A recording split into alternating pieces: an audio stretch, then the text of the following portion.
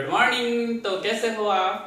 हमने पिछली वीडियो में सॉलिड स्टेट को देखा था, जिसे हमने दो भागों में डिवाइड करके रखा हुआ था, क्रिस्टलीय सॉलिड और नॉन क्रिस्टलीय सॉलिड, क्रिस्टलीय ठोस और अक्रिस्टलीय ठोस। क्योंकि हम इसके पहले पढ़ चुके हैं कि क्रिस्टलीय ठोस क्या होता है, अक्रिस्टलीय ठोस क्या होता है, इसको बहुत अच्छे से हमने समझने की कोशिश भी की। आज हम देखेंगे कि जो हमारे पास क्रिस्टलीय ठोस है, ये ठोसों को कैसे वर्गीकृत किया है, कैसे ठोस है। तो इसका सबसे इंपॉर्टेंट पॉइंट जो आता है कि इन ठोसों को जो डिवाइड किया हुआ है या जो इनको अलग अलग वर्गीकृत करा हुआ है, किसके आधार पे किया है। क्योंकि कल हम जो देख रहे थे, कल हमने देखा था सॉलिड, लिक्विड और गैस। सॉलिड, लिक्विड और गैस में भी हमने देखा था कि जो बॉन्ड थे, उन बॉन्डों को आधार मानकर ही हमने सबका क्लासिफिकेशन किया हुआ था। आज भी जो हमारे पास में रखा हुआ है क्रिस्टलीय ठोस, इस क्रिस्टलीय ठोस का हम क्लासिफिकेशन करने वाले हैं, वो भी पूरे बॉन्ड्स के आधार पर। तो चलिए स्टार्ट करते हैं। देखते हैं, हम देख रहे हैं क्रिस्टलीय ठोसों का वर्गीकरण, और वो भी किसके आधार पर? बंध के आधार पर। तो जब बंध के आधार पर हम क्रिस्टलीय ठोसों का वर्गीकरण करते हैं, तो इसे हमने चार भागों में डिवाइड करके रखा हुआ है। सबसे फर्स्ट है हमारे पास में वंडरवॉल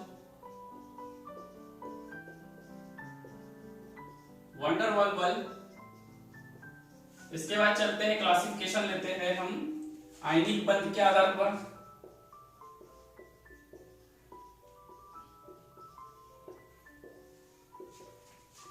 सहसंयोजी बंध,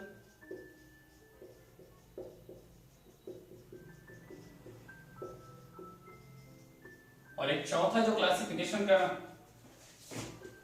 तरीका है वो है धात्विक बंध। ये हो गया हमारे पास में धात्विक बंध। ये था हमारा बंध के आधार पर, यानी हमने क्या किया हुआ है, बॉन्ड्स के आधार पर इनको अलग अलग विभाजित करके रखा हुआ है और इनका वर्गीकरण करके रखा हुआ है। क्योंकि अगर चलते हैं क्रिस्टलीय ठोस क्रिस्टलीय ठोस को लेता हूं। क्रिस्टलीय ठोस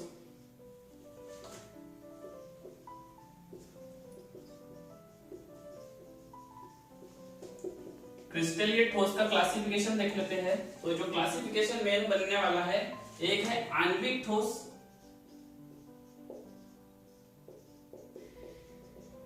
दूसरा हमारे पास में क्लासिफिकेशन इसका वाला आयनिक ठोस,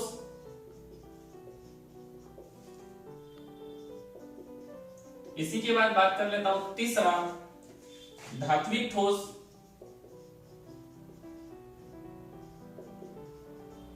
और आगे चल लेते हैं सहसंयोजी,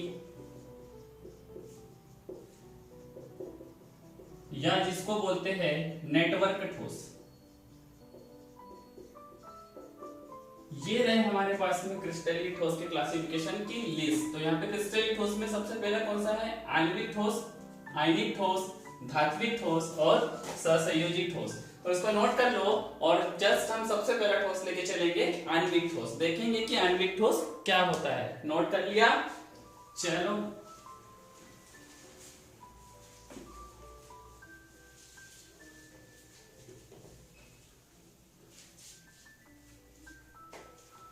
अगर बात कर लेता हूं मैं आणविक ठोस की, तो आणविक ठोस को फिर तीन भागों में डिवाइड करके रखा हुआ है। एक है मेरे पास में अध्रुवीय ठोस,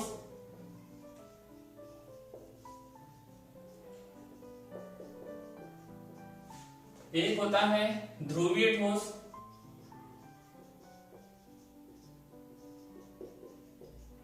और तीसरा है हाइड्रोजन आबंधित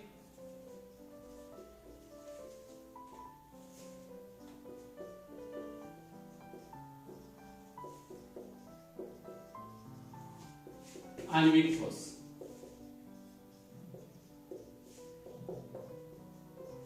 यहाँ पे चल रहे हैं हाइड्रोजन आबंधित आणविक ठोस, एक अध्रुवीय आणविक ठोस, ध्रुवीय आणविक ठोस और हाइड्रोजन आबंधित आणविक ठोस। अब चूंकि यहाँ पर हमारे पास में बात आ जाती है अध्रुवीय आणविक ठोस और ध्रुवीय आणविक ठोस, तो इस पूरे सिस्टम को आगे बढ़ाने से पहले सिर्फ छोटी सी चीज यहाँ पे आपकी क्लियर कर देता हूं कि ये ध्रुवीय क्या होता है। सबसे बड़ा कंफ्यूजन यहां पर आता है ध्रुवीय और अध्रुवीय। हमने चुंबक को देखा हुआ है, चुंबक के पास में दो ध्रुव होते हैं, ये हमने सुना है। ये रहा हमारा मैग्नेट और ये रहा नॉर्थ और ये रहा साउथ। तो ये है ध्रुव जहां इसके पास में खुद की एक पावर है, यानी ये वर्क कैसे करेगी पावर, ये हम देखेंगे। तो यहाँ ध्रुवीय जो हमारे पास ध्रुवीय पोल आने वाले हैं और अध्रुवीय पोल आने वाले हैं, इसमें पूरा सिस्टम क्या होगा, जो ध्रुवीय रहेगा ध्रुवीय के पास में खुद की पावर है, वो एक सिस्टम लेके चल सकता है। अध्रुवीय के पास पावर नहीं है, पावर कैसे जनरेट करेगा, हमें ये चीज इसमें समझनी है और हमें देखनी है। तो आगे आ जाते हैं, हम सबसे पहले लेके चलेंगे अध्रुवीय आणविक ठोस को।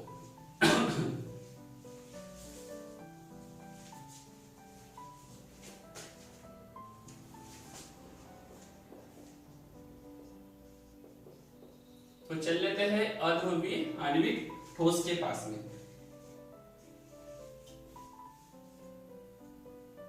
इस प्रकार के ठोस की फॉर्मेशन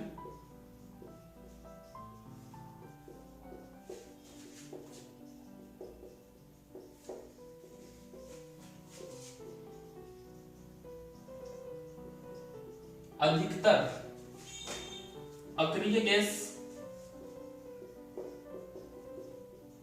और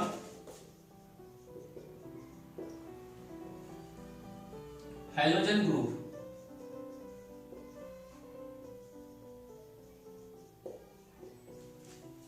अक्रिय गैस और हैलोजन ग्रुप। तो अक्रिय गैस कौन है, अक्रिय गैस हो जाती है हमारे पास में पीरियोडिक टेबल का ग्रुप नंबर 18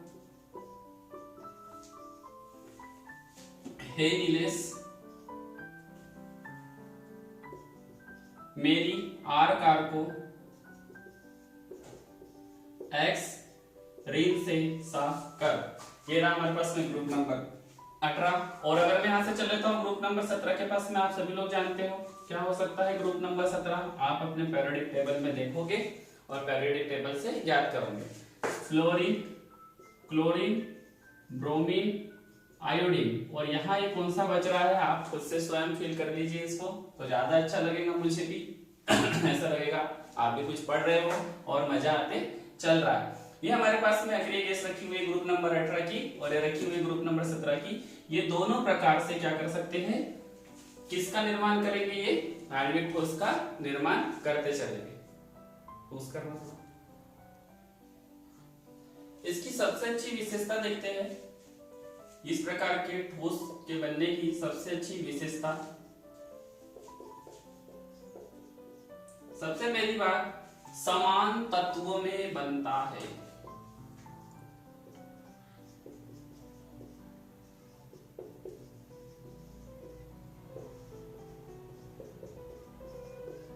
समान तत्वों के बीच बनता है। एग्जांपल दे दूं, H2, Cl2, I2, ऐसे कुछ एक ही प्रकार के तत्व होंगे और इन्हीं के बीच इसका निर्माण होता है। साथ में फॉर्मेशन का कारण कि बनता क्यों है, इसमें पोल नहीं होते, इसमें ध्रुव नहीं होते हैं, और ध्रुव नहीं होने का कारण विद्युत ऋणात्मकता।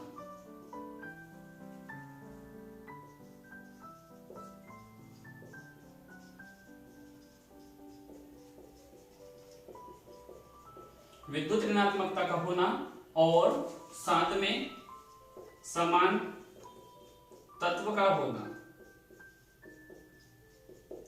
ये हो गए हमारे दो कारण। एक तो हमारे पास में विद्युत ऋणात्मकता सेम आ जाएगी और साथ में क्या हो रहा, समान तत्व हो जा रहा है। अब सबसे बड़ा कंफ्यूजन आता है कि हमने थोड़ी देर पहले देखा था कि जो ध्रुव होते हैं उनके पास स्वयं की पावर होती है, वो किसी को अट्रैक्ट कर सके, वो किसी को खींच सके। उसका एक ही कारण होता है, क्या होता है, वहां पे विद्युत ऋणात्मकता प्रेजेंट होती है। क्योंकि हम जान रहे हैं कि जब इसके पास विद्युत ऋणात्मकता है ही नहीं, हम जान रहे हैं कि इसके पास में जो विद्युत ऋणात्मकता है वो कैसी है, समान है, क्योंकि दो समान तत्वों के बीच में बन रहा है। तो फिर यहाँ पर सिस्टम कैसे काम करेगा, चलो समझ लेते हैं अच्छे से कि कैसे वर्क होता है। मान लेते हैं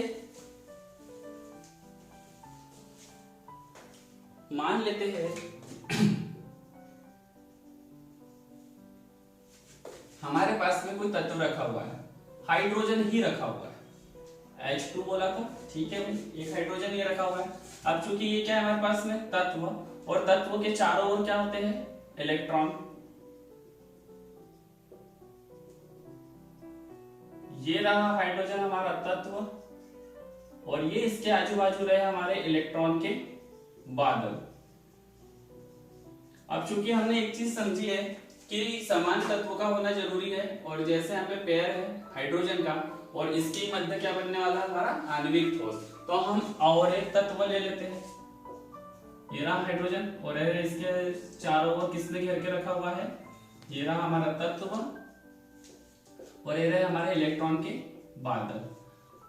अब हम देख रहे हैं कि यहाँ पर तो किसी भी प्रकार का, यहाँ पे थोड़ा सा इसको क्लियर कर लेता हूँ, ये रहा हाइड्रोजन और ये रहा हाइड्रोजन, यहाँ तो किसी भी प्रकार का कोई, यहाँ पे किसी प्रकार का कोई हमारे पास में ध्रुव है ही नहीं। तो क्या होता है, सपोज हमने माना कभी इसको हल्की सी एनर्जी दी है, इसने कहीं से एनर्जी को लिया, एनर्जी के लेने से क्या होगा, ये जो इसके इलेक्ट्रॉन है स्वतः ही थोड़े से साइड में आ जाएंगे,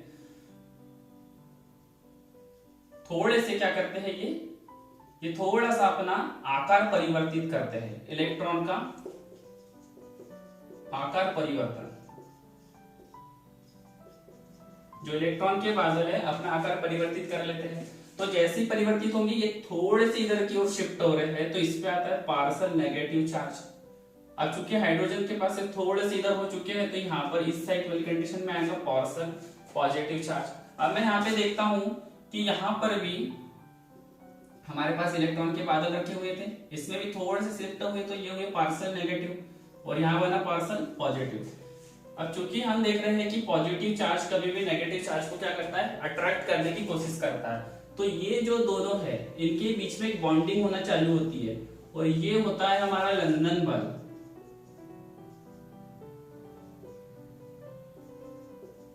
और इस लंदन बल के कारण ही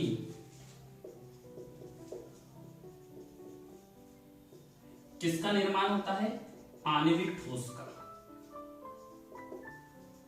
क्योंकि एक चीज अब क्लियर हो रही है कि यहाँ पर हमारे पास में तत्व था, तत्व के पास से यहाँ पे इलेक्ट्रॉन के बादल थे, ये हल्के से शिफ्ट हुए, शिफ्ट होने के कारण पार्शियल नेगेटिव और पार्शियल पॉजिटिव चार्ज आया। यहाँ पर भी हाइड्रोजन का यहाँ पर हमारे पास तत्व रखा हुआ था, और इनके बीच में हमें क्या करवानी थी, बॉन्डिंग करवानी थी। बॉन्डिंग करने के कारण ही क्या बनेगा, आणविक ठोस बनेगा। तो चूंकि ये थोड़ा साइड में होता है, पार्शियल नेगेटिव चार्ज आता है, पार्शियल पॉजिटिव, इधर से भी एक प्रोसेस चलती है, पार्शियल नेगेटिव पार्शियल पॉजिटिव आता है, और ये पार्शियल पॉजिटिव ये पार्शियल नेगेटिव आपस में क्रिया करके एक बॉन्ड फॉर्मेशन करते हैं, और बनते किसके कारण है, लंदन बल के कारण। और इसके परिणाम स्वरूप क्या बनता है, हमारा आणविक ठोस बनता है, और आणविक ठोस का निर्माण हो जाता है। उम्मीद करता हूं कि आपको ये आणविक ठोस के बनने का कारण समझ आ गया होगा। हम इसके कुछ गुण देख लेते हैं, इसके कुछ गुण देख लेते हैं।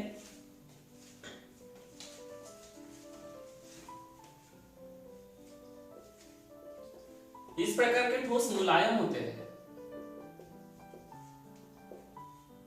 ये जो ठोस होते हैं मुलायम होते हैं।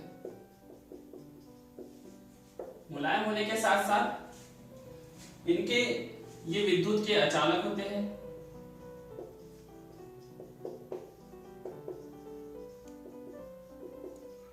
क्वथनांक और गलनांक निम्न होते हैं।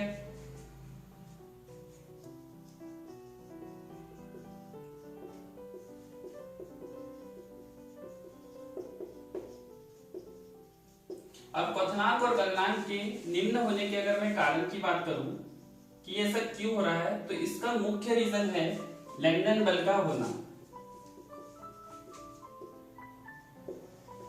ये जो लैंगडन बल है, ये लैंगडन बल बहुत कमजोर होता है। थोड़ी सी एनर्जी देने पर ही टूट जाता है, आसानी से टूट जाता है। क्योंकि एक चीज हम जानते हैं, अगर हम किसी चीज को बॉईल करें, अगर उसकी बॉन्ड ब्रेकिंग जल्दी से नहीं होती है, वो जल्दी बॉईल नहीं होगा, या वो जल्दी से गलेगा नहीं, या वो उबलेगा नहीं, दोनों चीजें होती है। इसी के बाद अगर लंदन बल है, थोड़ी सी एनर्जी दी, ये स्पीड से क्या होगा, टूटना चालू हो जाएगा। और यहाँ पर एक चीज आपको बता दूं कि जो आपके दीवार पे चिपकलियां चलती है, वो भी लंदन बल के कारण ही आसानी से चल पाती है। इसी के साथ अगर देख लेते हैं, कमरे के ताप पर ये जो है कमरे के ताप पर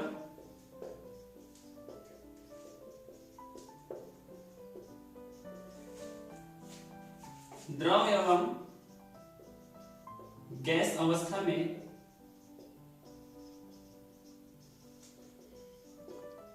होते हैं। आज के हमने इस क्लास में देखा कि जो आणविक ठोस है उसका अध्रुवीय आणविक ठोस है, कैसे बनता है, कैसे प्रोसेस हो रही है, कैसे वर्किंग करता है। साथ में देख रहे हैं कि गुण इसके मुलायम होते हैं, विद्युत का अचालक है, क्वथनांक और गलनांक इसके निम्न होते हैं, कारण उसका बन जाता है कौन, लंदन बल। उम्मीद करता हूं आज की क्लास समझ आई हो और हम निरंतर ऐसे आगे चलते रहेंगे। इसके बाद के जो क्लासिफिकेशन के दो हमारे पास पार्ट रखे हुए हैं, ध्रुवीय और हाइड्रोजन वाले, हम नेक्स्ट एपिसोड में देखेंगे और मिलते रहेंगे और मिलते हैं डबल एनर्जी के साथ।